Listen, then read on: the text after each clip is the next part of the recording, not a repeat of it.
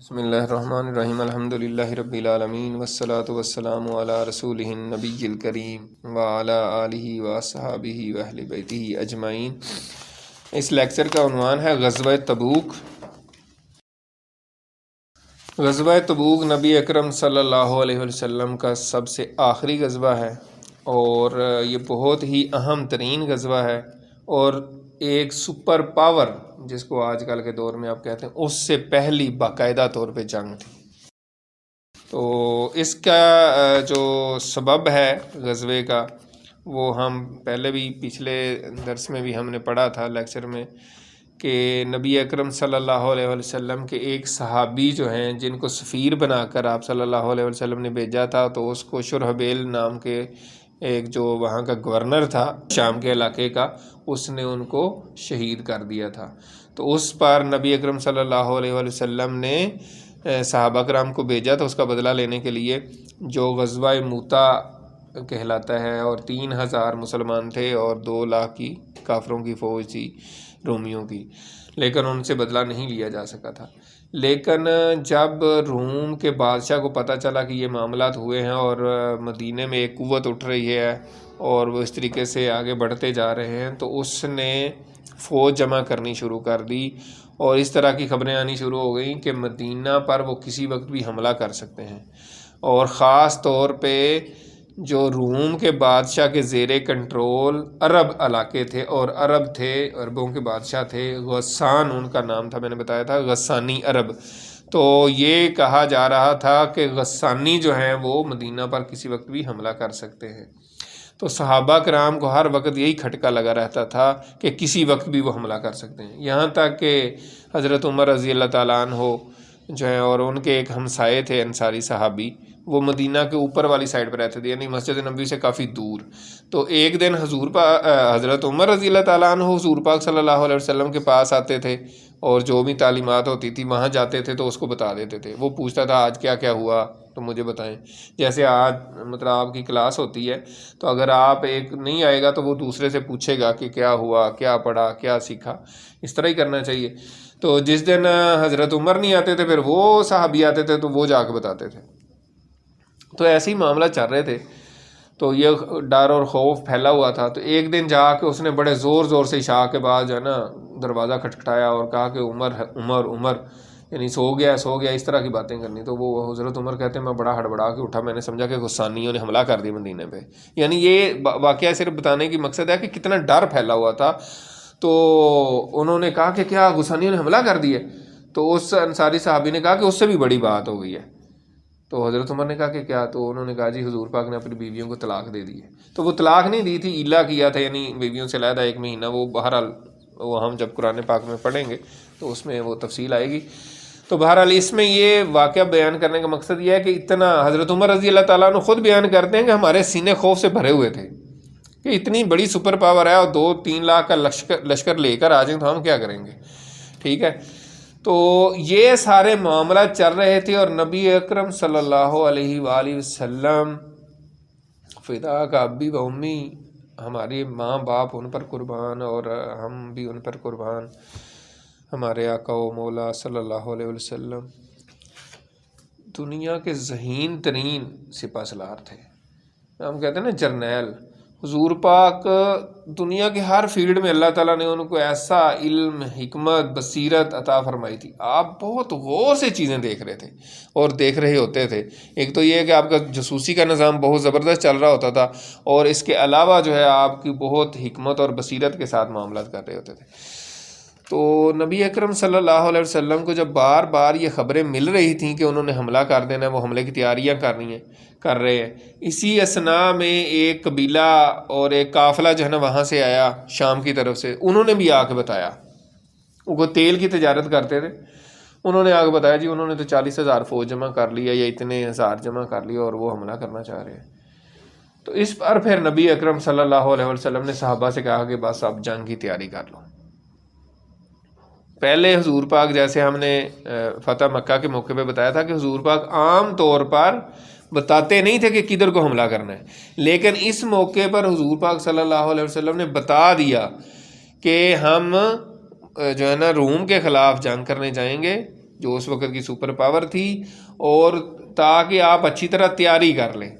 تو اس وجہ سے آپ صلی اللہ علیہ وسلم نے صحابہ کو بتایا، اور پھر ارد گرد کے جو قبائل تھے مکہ میں بھی بتا دیا، ظاہر مکہ مسلمانوں کے زیر کنٹرول تھا، ان کو بھی بتا دیا، اور جو بھی ارد گرد کے جو بھی مسلمان ہو چکے تھے ان کو سب کو کہا کہ بھئی اپنی جنگ کی تیاری کریں، جو جو بھی آنا چاہے آپ اس میں شامل ہوں. یعنی حکم یہی تھا کہ زیادہ سے زیادہ لوگ شامل ہوں. تو اس طریقے سے یہ جو ہے نا غزوے کی تیاریاں شروع ہوئیں. اس کے بعد یہ ہے کہ حالات کی نزاکت بہت زیادہ کریٹیکل، جس کو آج کل ہم انگریزی میں کہتے ہیں، جو ہے نا حالات بہت کریٹیکل تھے. اس کی وجہ کیا تھی؟ اس کی وجہ 2-3 وجوہات تھیں. ایک وجہ یہ تھی کہ انتہائی شدید گرمی کا موسم تھا. ٹھیک ہے، اتنی گرمی تھی کہ جیسے آج کل ہمیں کوئی کہے نا کہ یار یہ سخت دھوپ ہے، جون کا مہینہ ہے اور آپ نے یہ جانا ہے پیدل، وہ جو ہے نا جا کے وہاں سے یہ کر لے، تو آپ کہیں گے یار مجھ سے تو نہیں جایا جاتا بھائی، اتنی گرمی ہے. یعنی ہمارے یہاں تو آج کل تو یہی رویہ، ہم تو اے سیوں میں رہنے والے لوگ ہیں. ایک تو یہ کہ گرمی بہت تھی، دوسرا یہ ہے کہ پھل پک چکے تھے، کھجوریں پک رہی تھیں اور ان کو توڑنے کا وقت تھا. ٹھیک ہے، قحط سالی کا بھی ایک طرح سے تھا، یعنی تنگ دستی تھی. اور جب یعنی ایسے حالات ہوں اور پھل پکے ہوں تو کسی کا بھی دل نہیں کرتا نکلنے کو. اور تیسری جو اہم ترین بات تھی وہ یہی تھی کہ ایک سپر پاور سے مقابلہ تھا. ٹھیک ہے نا، کوئی عام کسی قبیلے کے ساتھ نہیں تھا کہ بس ٹھیک ہے جی چلے جائیں، خیر ہے، مال غنیمت ہی ملے گا، ہم اتنے جا رہے ہیں تو کون سا مقابلہ کر سکیں گے. یہ ایک سپر پاور کے ساتھ مقابلہ کرنا ہو تو پھر ہمت کرنا بڑی جرت کی بات ہوتی ہے. تو یہ ساری صورتحال اس طرح سی. اس کے بعد یہ تھا کہ مسلمانوں کی جو مالی حالت تھی وہ بہت پتلی تھی. ٹھیک ہے، مسلمانوں کے پاس تو کچھ بھی نہیں تھے، سامان وغیرہ اتنا نہیں تھا. تو اس طریقے سے 30,000 کا لشکر جو ہے نا حضور پاک صلی اللہ علیہ وسلم کے پاس جمع ہو گیا. تو اس پر پھر نبی پاک صلی اللہ علیہ وسلم نے سارے صحابہ سے اپیل کی کہ آپ زیادہ سے زیادہ مدد کریں. ٹھیک ہے، اور جو بھی توفیق ہوتی ہے لیکن ہر بندہ کوشش کرے مدد کرنے کی. تو اس پر حضرت عثمان غنی رضی اللہ تعالیٰ عنہ کا، حضرت ابو بکر صدیق کا، حضرت عمر رضی اللہ تعالیٰ عنہ کے واقعات بڑے آپ لوگوں نے سن رکھے ہوں گے، بڑے مشہور و معروف ہیں کہ حضرت عثمان غنی رضی اللہ تعالیٰ عنہ نے شام کے لیے ایک قافلہ تیار کیا ہوا تھا 200 اونٹوں کا، اور اس پہ بہت زیادہ سامان وغیرہ تھا. وہ انہوں نے پورے کا پورا یعنی جو لدا ہوا تھا وہ اس میں ہدیہ یعنی کہ دے دیا کہ یہ میری طرف سے جنگ کے لیے. پھر انہوں نے پھر دیا، پتہ نہیں کتنی دفعہ 100 اونٹ دیتے رہے، یہاں تک کہ 900 اونٹ، سیرت نگاروں نے لکھا کہ 900 اونٹ جو ہیں حضرت عثمان غنی نے دیے، 100 گھوڑے دیے، اور پتہ نہیں کتنی چاندی، اور 1000 دینار. ٹھیک ہے، 1000 دینار سونے کے سکے، ٹھیک ہے، وہ دیے. اس کے علاوہ پھر حضرت ابو بکر رضی اللہ تعالیٰ عنہ اپنے پورے گھر کا سارا سامان لے آئے. انہوں نے کہا، حضور پاک نے پوچھا کہ گھر میں کیا چھوڑا ہے؟ تو حضرت ابو بکر رضی اللہ تعالیٰ عنہ نے کہا کہ اللہ اور اللہ کے رسول کو چھوڑا ہے. یہی وہ موقع ہے، حضرت عمر رضی اللہ تعالیٰ عنہ کہتے ہیں کہ حضرت ابو بکر ہمیشہ ہی مجھ سے نمبر 1 آتے تھے. اس موقع پہ میں نے کہا کہ آج میں نے ابو بکر سے جیتنا ہے. ٹھیک ہے، تو کہتے ہیں میں نے کہا کہ یار میں نا آپ اپنے گھر کی ہر چیز آدھی کرتا ہوں اور آدھا سامان جو ہے نا خدمت نبوی میں پیش کر دیتا ہوں. تو کہتے ہیں میں نے ہر چیز کا آدھا کیا اور آدھا گھر میں رکھا، اور پورے گھر میں سے جتنا بھی سامان تھا اس کا آدھا جو ہے نا وہ میں لے آیا. جیسے آپ کی مطلب گھر میں 4 چارپائیاں ہوں تو آپ 2 چارپائیاں لیں، گھر میں 2 بیڈ ہوں تو 1 بیڈ لیں، ٹھیک ہے، 2 فریجیں ہوں تو 1 فریج لیں. مطلب میں سمجھانے کے لیے بتا رہا ہوں، یعنی جو بھی گھر کا سامان تھا نا وہ سارے کا سارا آدھا کر کے حضرت جو ہے نا عمر رضی اللہ تعالیٰ عنہ لے، اور خوش ہو رہے تھے دل میں اندر ہی اندر کہ آج تو میں جو ہے نا ابو بکر رضی اللہ تعالیٰ عنہ سے جیت جاؤں گا.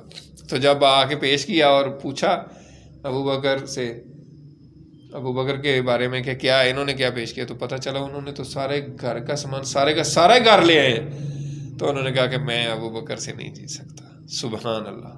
اور سب سے پہلے حضرت ابو بکر رضی اللہ تعالیٰ عنہ لے کر آئے تھے. یعنی یہ بھی ایک بڑی بات ہوتی ہے نا، یہ دیکھتے نہیں رہنا چاہیے کہ اچھا یار کون اللہ کے دین کے 8-10 لوگ ہو جائیں تو پھر میں اٹھوں گا، پھر میں کہوں گا جی میں بھی حاضر ہوں، میرے لیے کوئی خدمت ہو تو بتائیں. نہیں، سب سے پہلے اٹھیں. اللہ تعالیٰ سب سے پہلے جو اٹھے گا ظاہر سی بات ہے اس کا درجات وہ سب کو موٹیویٹ کر رہا ہوتا ہے بیسیکلی. تو اس طریقے سے جو ہے نا حضرت عمر رضی اللہ تعالیٰ عنہ نے دیا. پھر باقی صحابہ، حضرت عبد الرحمن بن عوف نے بہت زیادہ، وہ بھی بہت بڑے مالدار تھے.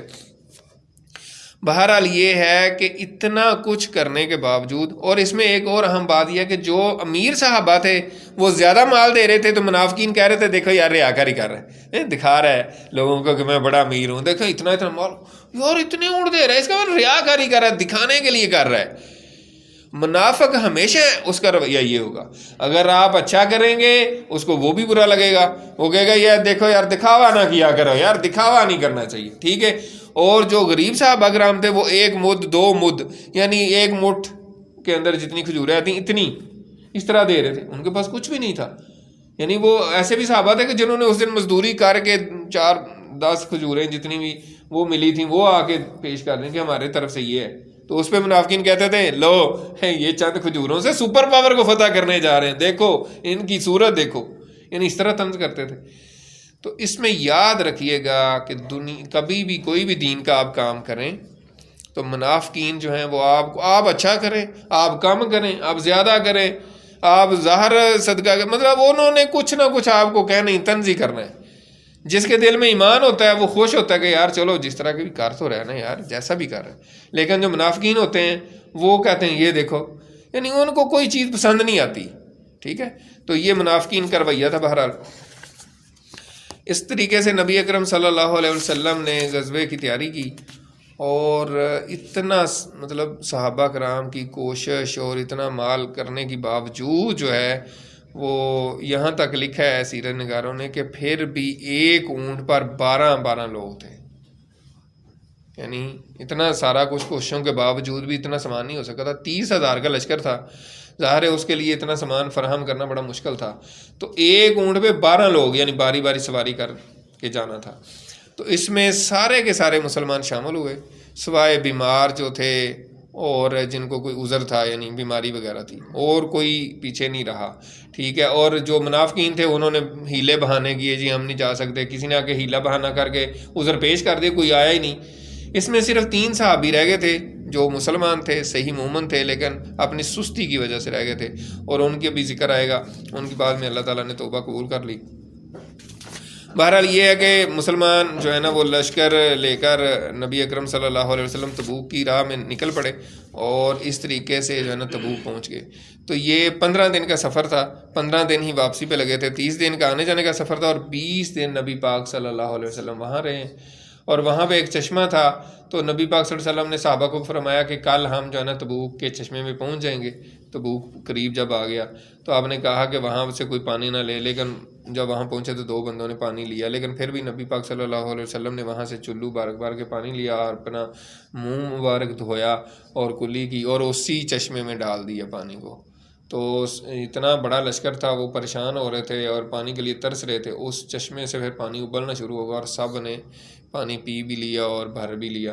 اور اسی طریقے سے پھر آگے یعنی اسی طرح رستے میں واقعہ آیا کہ جب بہت زیادہ پیاس لگی تو صحابہ نے حضور پاک سے شکایت کی پانی کی کہ پانی نہیں ہے، تو آپ نے اللہ تعالیٰ سے دعا کی تو بادل آیا اور اس نے بارش برسائی، تو اس سے بھی صحابہ کرام نے پیا بھی اور بھر بھی لیا۔ اور اس کے علاوہ یہ ہے کہ شدت میں یعنی کہ اونٹوں کو بھی ذبح کیا گیا، ان کا بھی پانی جو معدے میں ہوتا ہے آنتڑیوں میں، کیونکہ گرمی بہت شدید تھی، ٹھیک ہے جی۔ تو اس میں ایک تو یہ ہے کہ اہم ترین جو یہ ہے کہ وہاں پہ 20 دن رہے، اور جو سپر پاور تھی اور جو شہنشاہ تھا ان کا، جو اتنی اس نے فوج جمع کی ہوئی تھی، اس کی ہمت نہیں پڑی پھر آگے آنے کی۔ اور یہ نبی پاک صلی اللہ علیہ وسلم کا معجزہ بھی تھا کہ آپ صلی اللہ علیہ وسلم نے فرمایا تھا کہ میرا 1 مہینے کی مسافت پر رو پڑ جاتا ہے، اور ایسے ہی ہوتا تھا۔ اور دوسری جو مجھے نہیں پتا، میرے ذہن میں نہیں ہے، سیرت نگاروں نے لکھا کہ نہیں، لیکن میری اپنی ایک اسیسمنٹ ہے، وہ یہ ہے کہ جب ہم نے وہ واقعہ بھی پڑھا تھا، جب حضور پاک نے اس کو خط لکھا تھا اور ابو سفیان کو بلا کے اس نے خط جو ہے نا پڑھ کے پوچھا تھا، اس وقت وہ مسلمان ہو گیا تھا ایک طرح سے، یعنی اس نے اپنے لوگوں کو کہا تھا اگر مسلمان ہو جائیں، پھر وہ لوگ نہیں ہوئے تھے تو اس نے کہا تھا کہ میں تو آپ کو ازمار ہوں، آپ لوگوں کو واقعی یاد آیا ہوگا، ہے نا۔ تو وہ اصل میں دل سے شاید مسلمان ہو گیا تھا، یا وہ مانتا تھا کہ یہ اللہ کے نبی، اس وجہ سے بھی وہ نہیں مقابلہ، اس کو پتا تھا کہ میں گیا نا تو میرا ہی کچھ سارا کچھ میں نے تباہ ہونا ہے، اللہ کے نبی کا تو کوئی مقابلہ نہیں کر سکتا، اس وجہ سے بھی وہ پھر نہیں آیا۔ تو اس کا بڑا اچھا اثر پڑا۔ اس کا اچھا اثر یہ پڑا کہ جو عرب قبائل تھے سپر پاور کے ساتھ لگے ہوئے تھے، ان کے زیر کنٹرول تھے، سمجھ لیں کہ ان کے غلام تھے، اور مجبوری بھی ہو سکتی ہے نا، ظاہر ہے جس علاقے میں آپ رہتے ہیں تو اس بڑی طاقت ہو تو آپ پھر مجبور ہوتے ہیں. انہوں نے آہستہ آہستہ جو ہے نا ان سے نہیں، انہوں نے کہا یار یہ ہمارے عرب جو ہے نا اب تو سپر پاور بنتے جا رہے ہیں، ہم ان کے ساتھ کیوں نہ لگیں. تو ایک تو یہ اچھا اثر پڑا، انہوں نے ان کی غلامی سے آزادی حاصل کرنی شروع کر دی، اور ڈائریکٹ مسلمانوں کی یعنی اسلام کی سرحدیں سلطنت روما کے ساتھ ملنی شروع ہوئی. پہلے تو عرب بیچ میں حائل تھے نا، جو عرب تھے تو عرب لیکن ان کی طرف سے تھے، اور وہ مسلمانوں کی طرف آ گئے. ایک تو یہ تھا. بہرحال اس میں ایک اہم ترین واقعہ جو ہوا وہ یہ ہے کہ نبی پاک صلی اللہ علیہ وسلم جب واپسی آئے ہیں، پھر اتنے دن آپ نے وہاں قیام کیا، ان کو جرأت نہیں ہوئی، اور ارد گرد کے جو قبائل تھے انہوں نے آ کے کچھ نے صلح کی، کچھ نے معاہدہ کر لیا کہ ہم آپ کو جزیہ دیں گے. ظاہر ہے ان کو پتہ چل گیا کہ یہ بھی ایک طاقت ہے، اور ان کا آہستہ آہستہ سپر پاور مقابلے پہ نہیں آ رہی تو انہوں نے کنٹرول سنبھالنا ہے. ایک تو یہ واقعہ ہوا. اسی طرح ایک دومت الجندل علاقہ تھا، سمجھ لیں کہ ایک ریاست ہی تھی، وہاں کا جو سردار تھا، تو نبی پاک صلی اللہ علیہ وسلم نے حضرت خالد بن ولید کو 420 صحابہ کا جو ہے نا لشکر دے کے وہاں بھیجا. اور اس میں بھی بڑی مزیدار سٹوری ہے، دیکھیں اس میں غور کیجئے گا، بہت غور کیجئے گا. وہ یہ ہے کہ نبی پاک صلی اللہ علیہ وسلم نے حضرت خالد بن ولید کو کہا کہ آپ وہاں جائیں اور ان سے جنگ کریں. جب آپ وہاں جائیں گے تو ان کا سردار جو ہے وہ گائے کا شکار کرتا ہوا آپ کو ملے گا. ٹھیک ہے، نیل گائے کا یعنی جنگلی گائے جو ہوتی ہے. تو اب دیکھیں حضور پاک صلی اللہ علیہ وسلم کو اللہ تعالیٰ کیسے کیسے چیزیں دکھاتے تھے نا، دکھاتا تھا اللہ تعالیٰ کہ یعنی ایک واقعہ بھی ہونا ہے اور آپ کو اللہ تعالیٰ نے پہلے کس طریقے سے بتا دیا نا. تو حضرت خالد بن ولید رضی اللہ تعالیٰ عنہ صحابہ کو لے کر گئے، رات کا وقت تھا اور وہاں پہنچے، چاندنی رات تھی. تو جب یہ اس کے قلعے کے قریب پہنچے تو اچانک سے ایک نیل گائے نمودار ہوئی، جنگل سے آئی، اور اس کے دروازے پہ اس نے سینگ مارنے شروع کر دیے، اس کے مین گیٹ پہ. تو وہ اندر سے باہر آیا، اس کو کسی نے بتایا کہ وہ تو بھائی نیل گائے باہر آئی ہے. تو اس میں اپنا تیر تلوار جو بھی لے کے شکار کرنے کے لیے نکلا باہر، تو اوپر سے حضرت خالد بن ولید پہنچ گئے اور اس کو گرفتار کر لیا. اور بہرحال اس نے پھر صلح کر لی، اور اس نے کافی زیادہ اسلحہ اور کافی اور چیزیں دینے پہ صلح کر لی کہ آپ جو ہے نا ہم کو معاف کر دیں یا جو بھی ہے. تو اس طریقے سے ان کے ساتھ صلح ہو گئی. تو یہ تھا جو ہے نا غزوہ تبوک. اس میں اور جو خاص بات ہے وہ یہ ہے جو میں نے بتایا تھا کہ 3 صحابہ کرام جو ہیں وہ صحیح صحابی تھے. ان کے نام ہے کعب بن مالک اور حلال بن امیہ اور مرارہ بن ربیعہ رضی اللہ تعالیٰ عنہ. یہ 3 صحابی اپنی سستی کی وجہ سے اس میں نہیں جا سکتے. حضرت کعب بن مالک کی تو بہت مشہور حدیث ہے، بخاری شریف میں بھی ہے اور کتابوں میں بھی ہے، اور بڑی لمبی حدیث ہے اور بڑی تفصیل سے انہوں نے بیان کیا ہے کہ میں دیکھ رہا تھا، میں نے سوچا اس میں بھی سبق ہے ہم سب کے لیے. وہ کہتے ہیں کہ میں نے کہا کہ ابھی لشکر نہیں کر رہا ہے، میں بھی نکلتا ہوں، بس میری تو تیاری مکمل ہی ہے، میں نے ابھی ان کو پکڑ لینا، یہ تو تھوڑا سا آگے تو نکل جائیں، میں ذرا آرام سے بیٹھا ہوں، خیر ہے، میرے تو گھوڑے بھی تیز ہیں، اونٹنیاں بھی تیز ہیں، میں ابھی پکڑ لوں گا ان کو، یہ ابھی جا رہے ہیں، خیر ہے. اس طریقے سے ہاں. تو انہوں نے اپنی سٹوری پوری اس طرح بیان کی ہے. تو انہوں نے کہا یہ 2 دن سفر کر لیں گے، میں بھاگ کے ان کو پہنچ جاؤں گا. پھر کہتے ہیں پھر تھوڑا میں نے کہا ابھی جاتا ہوں.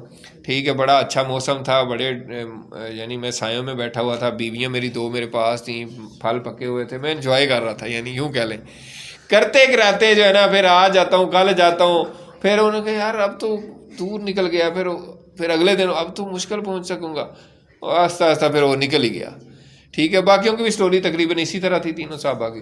تو جب نبی پاک صلی اللہ علیہ وسلم غزوے سے واپس آئے تو وہ منافقین جو تھے وہ آ کے ادھر جی وہ میرے گھر میں یہ نہیں تھا، وہ نہیں تھا، ایسا تھا ویسا تھا. تو آپ نے کہا ٹھیک ہے. تو جب یہ صحابی آئے ہیں حضور پاک کے پاس تو انہوں نے جھوٹ نہیں بولا.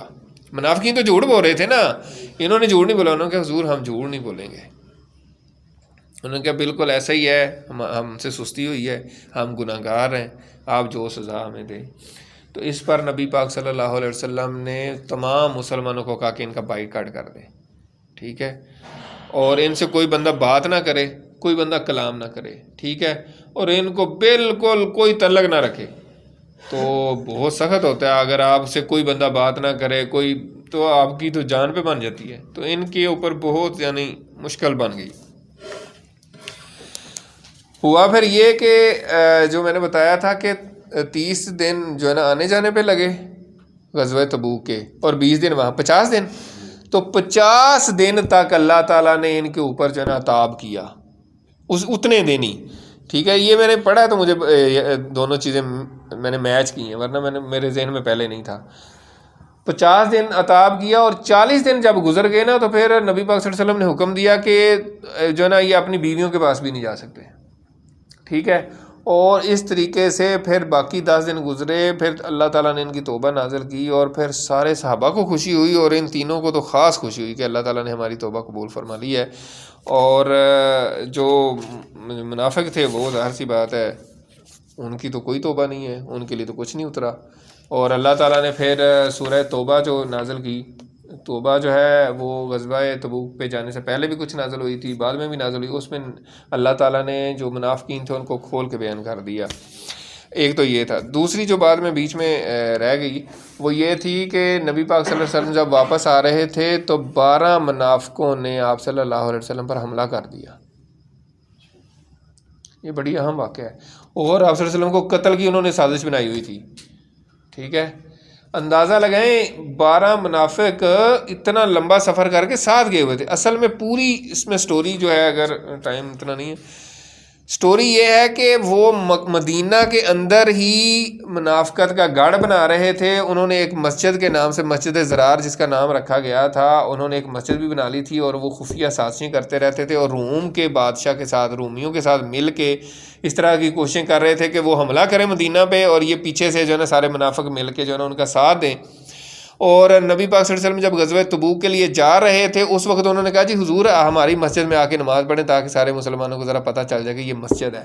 ٹھیک ہے، تو حضور پاک نے کہا کہ میں واپسی پہ آگے، ابھی تو میرے پاس ٹائم نہیں ہے.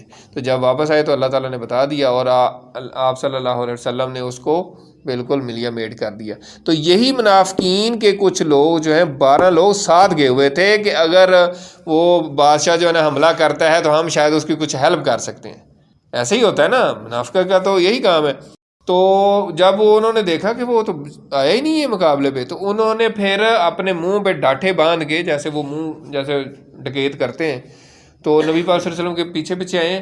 اور حضور پاک کو تو بالکل نہیں تھا خیال کہ اس طرح بھی ہو سکتا ہے. صحابہ کرام اپنے حساب سے ہر کوئی بندہ جا رہا ہے. تو جب گھاٹی سے اترے ہیں اپنے اونٹنی پہ، حضور پاک صلی اللہ علیہ وسلم بیٹھے ہوئے تھے، حضرت حذیفہ بن یمان وہ جو ہے نا وہ ہانک رہے تھے، اور حضرت عمار بن یاسر جو ہے نا اونٹنی کی نکیل پکڑ کے چلا رہے تھے. تو 12 منافقوں نے حضور پاک کر صلی اللہ علیہ وسلم پر قتل کا جو ہے نا اٹیک کیا، حملہ کیا. تو اس پر حضرت حذیفہ رضی اللہ تعالیٰ عنہ نے اپنی ڈھال سے ان کی سواریوں کو مارا اور پیچھے ہٹایا اور مقابلہ کیا. تو پھر وہ بھاگ گئے، پھر بھاگ کے لشکر میں شامل ہو گئے. جا کے ظاہر ہے 30,000 کا لشکر، اس میں کیا پتہ چلنا تھا کون ہے، لیکن نبی اکرم صلی اللہ علیہ وسلم نے پہچان لیا تھا.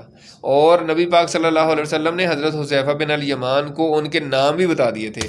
اس لیے حضرت حذیفہ بن الیمان کو رازدار رسول کہا جاتا ہے. یعنی اکثر آپ سنیں گے حدیث میں علماء کرام سے کہ رازدار رسول، رازدار رسول، تو یہ تھا راز اصل کہ آپ نے ان کے نام بتا دیے تھے.